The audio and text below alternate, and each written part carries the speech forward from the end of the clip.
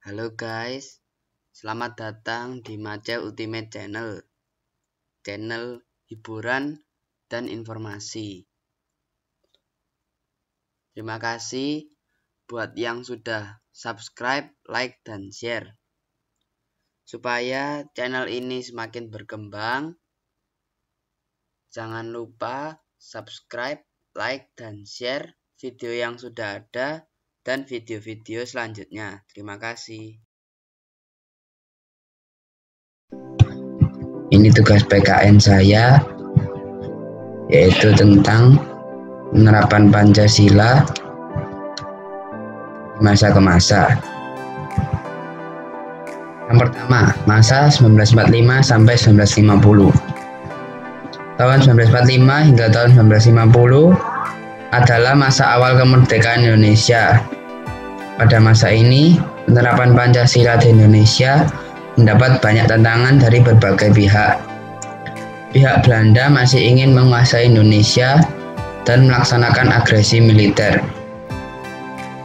Pertama, mereka membentuk FDR, Front Demokrasi Rakyat. Tujuan ingin mengganti Pancasila sebagai dasar negara dengan ideologi komunis.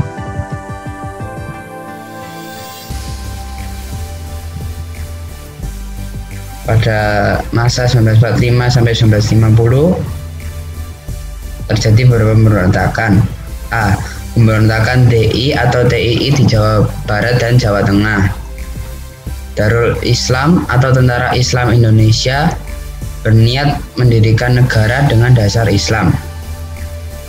Pada tanggal 7 Agustus 1949, Kartosuwiryo memproklamasikan berdirinya Negara Islam Indonesia atau NII. Tujuan utamanya adalah mengganti Pancasila sebagai dasar negara dengan syariat Islam. Dalam kenyataannya, gerakannya bertentangan dengan syariat Islam dengan melakukan pengerusakan rumah, penduduk, dan fasilitas umum. B. Pemberontakan PKI. Partai Komunis Indonesia atau PKI memberontak pada tahun 1948. Pada tanggal 19 September 1948, Musso, yaitu tokoh PKI yang pada 1926 melarikan diri ke luar negeri setelah PKI gagal melakukan pemberontakan terhadap pemerintah Belanda. Memproklamasikan berdirinya Negara Republik Soviet Indonesia. Tujuan Musso adalah merebut kekuasaan dan mengganti dasar Negara Republik Indonesia yang berdasarkan Pancasila dengan komunisme. Tentara RI dengan dukungan rakyat berhasil merebut kembali kota Madiun pada tanggal 30 September 1948. Musso pun tewas ditembak dalam sebuah pengepungan oleh TNI pada 31 Oktober 1948 di Samandang, Ponorogo, Jawa Timur.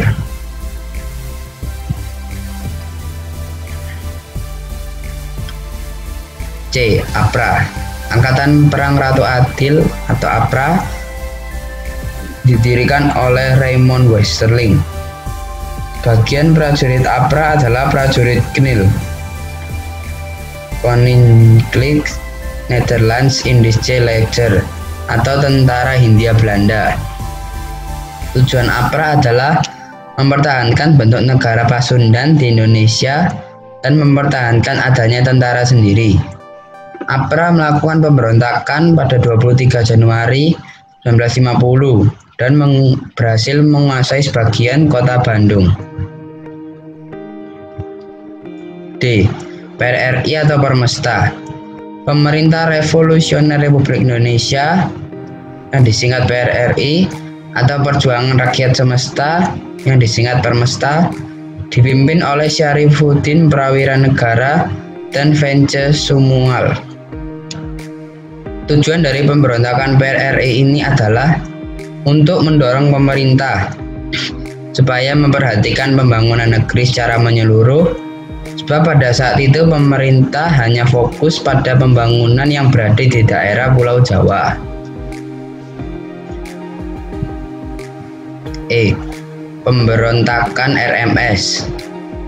Republik Maluku Selatan atau RMS dipimpin Dr. Sumukil mantan Jaksa Agung di Nusa Tenggara Timur. RMS berdiri pada tanggal 25 April 1950. Dalam pemberontakan ini ada gerakan separatis yang menolak integrasi dan ingin membentuk negara sendiri. Sejak awal tahun 1950, dorongan agar RIS dibubarkan dan Indonesia kembali menjadi Negara Kesatuan Republik Indonesia makin menguat. Pemerintah negara-negara bagian dan RIS kemudian bergabung untuk merancang UUD baru dengan konsep negara kesatuan.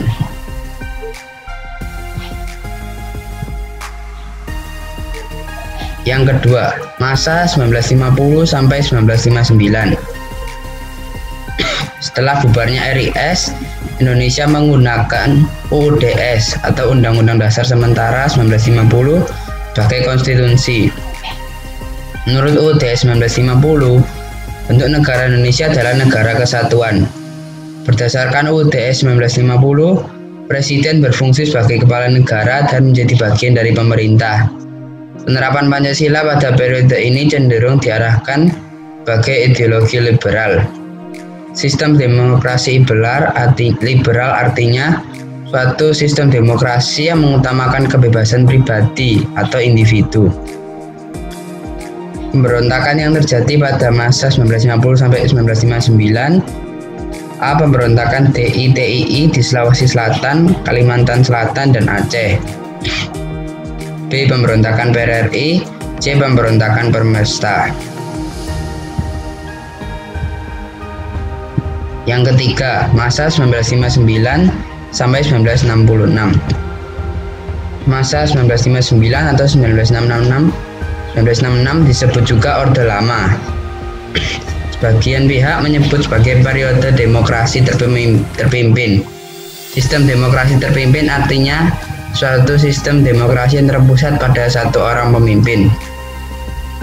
Pada masa ini terjadi penyimpangan penafsiran terhadap Pancasila. Penyimpangan yang terjadi adalah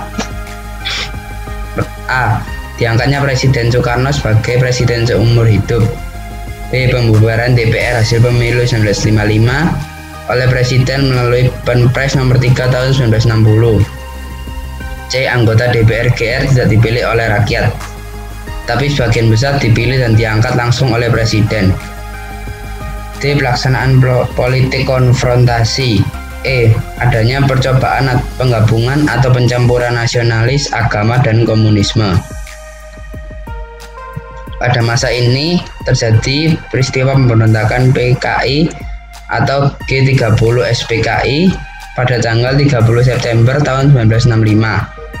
PKI berusaha merebut kekuasaan disertai 6 perwira tinggi dan seorang ajudan Jenderal A.H. Nasution.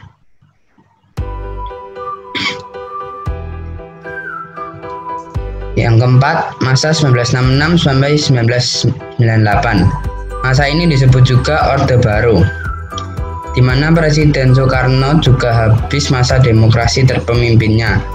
Pada 12 Januari 1966, terjadi demonstrasi mahasiswa dan rakyat yang menyampaikan beberapa tuntutan. Selanjutnya, demonstrasi tersebut dikenal sebagai 3 tuntutan hati nurani rakyat atau Tritura. Isi Tritura adalah: yang pertama, bubarkan PKI beserta ormas-ormasnya.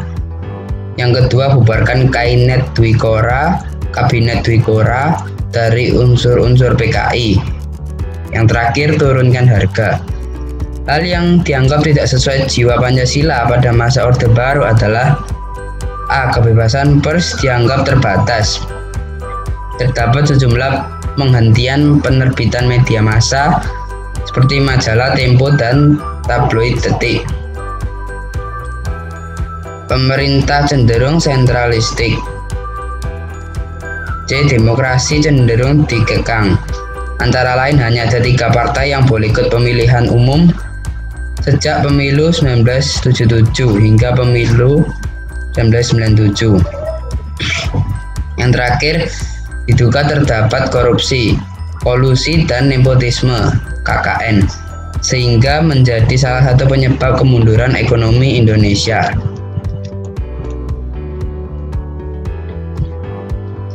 Yang terakhir, masa 1998 sampai sekarang. Masa tahun 1998 sampai sekarang ini disebut juga masa reformasi. Pada awal masa ini, kemunduran ekonomi Indonesia dan dugaan penyelewengan terhadap Pancasila membuat mahasiswa dan masyarakat melakukan demonstrasi menuntut turunnya Presiden Soeharto. Gerakan ini disebut Gerakan Reformasi. Pada tanggal 21 Mei 1998, Presiden Soeharto akhirnya menyatakan mundur sebagai Presiden RI dan digantikan oleh wakilnya B.J. Habibie. Perkembangan demokrasi pada masa reformasi berkembang pesat. Untuk pertama kalinya pada tahun 2004, pemilihan presiden dan wakil presiden untuk periode 2004 sampai 2009 dilakukan secara umum dan langsung. Warga negara Indonesia dapat memilih presiden dan wakil presiden dalam pemilihan umum. Sepantasnya, masyarakat Indonesia tetap dan selalu menerapkan semboyan bangsa Indonesia, yaitu Bhinneka Tunggal Ika, dan di tengah arus informasi yang terbuka, warga negara Indonesia bersama-sama harus menjaga agar tidak terjadi penyusupan ideologi yang tidak sesuai dengan Pancasila. Sekian tugas saya, terima kasih.